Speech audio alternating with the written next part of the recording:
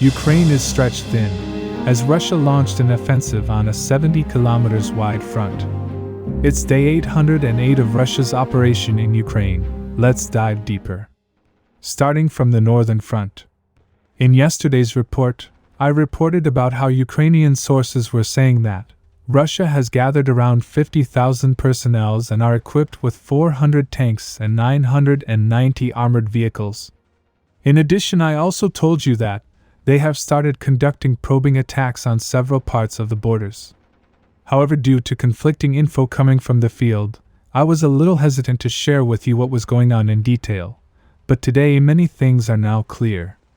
Just a few minutes after I published yesterday's video, it was officially confirmed that Russian forces have launched their offensive from the north. They launched their offensive in the Kharkiv region. Offensive began early in the morning before the sunrise, when Russian artillery and MLRS started striking the border region very intensely. Ukrainian sources reported they have not seen this level of shelling since a very long time. After a few hours, Russian aviation also joined and started striking Ukrainian positions and supply roads with missiles and FAB bombs. Simultaneously, Russian DRG went on the assault. Assault was carried out in 5 sectors north of Kharkiv. Let's start from the first major attack. It is reported that, in the morning, a Russian armored column entered the Pilna from the north, and were quickly able to gain full control. Many prominent Ukrainian sources claim that Russian soldiers were already seen a few days before the attack in the village.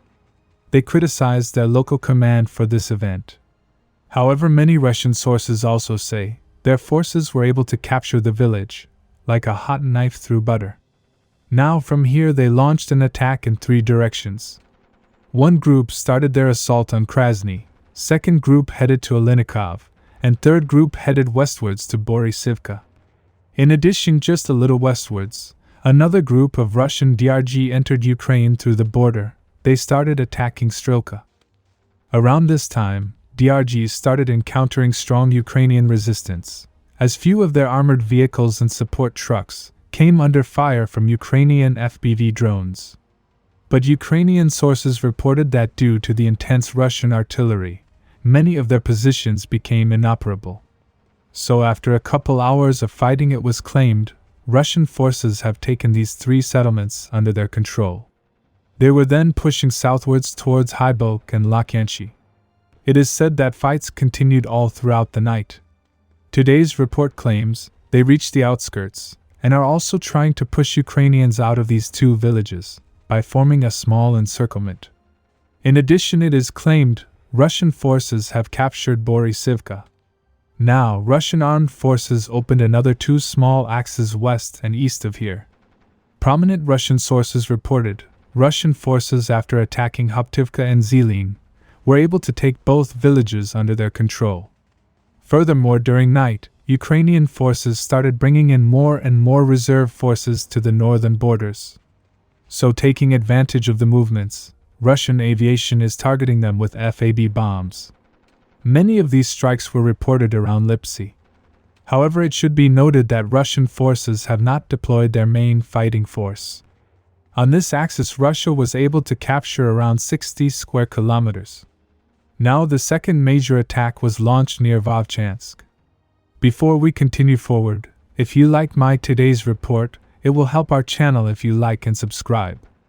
Now the latest report says, Russian forces, after intensely shelling this entire region, crossed the border and started attacking Plitonivka.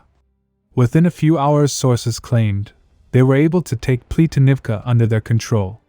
Here they were able to capture a unit of Ukrainian forces. Photos were shared of them by Russian sources. After which they started their attack on Oriseve and Haydashy.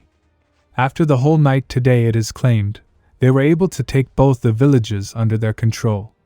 In addition, they were able to enter the forested area west of Vovchansk. Russian sources are saying their forces want to take Vovchansk into encirclement. Here currently around 27 square kilometers came under Russian control. Now another small axis was opened near Taiki. According to Russian sources, this village came under Russian control. Currently it is unknown whether they have crossed the river or not. Russian forces are currently attacking on a 70 kilometers wide front. However, we have only seen Russian DRG performing the assault operation. Their main forces are yet to come. Russian sources claim during radio interception, they are hearing a lot of panic on the Ukrainian side. But it seems like one of their citizens did not panic. Recently a video was shared, in which we can see a crane operator watching Russian assault from the crane peacefully. Many Ukrainian sources are suggesting that Ukrainian armed forces should be careful, because this offensive could be a distraction, while they launch a real offensive from east or south, because currently many of their experienced units are stationed there. If this happens, Ukraine will be stretched thin, which they already are. Consequently, this could lead to a collapse of the front. However, as this is just the initial stage, we are not sure what is the main objective of Russian forces. Right now, most of the Russian sources suggest their forces are performing this offensive to increase the buffer zone around Belgorod. But in order to do that effectively, they will have to capture big cities like Kharkiv. However, it is not going to be quick. Subscribe for more frontline updates. Let me know your thoughts in the comments down below.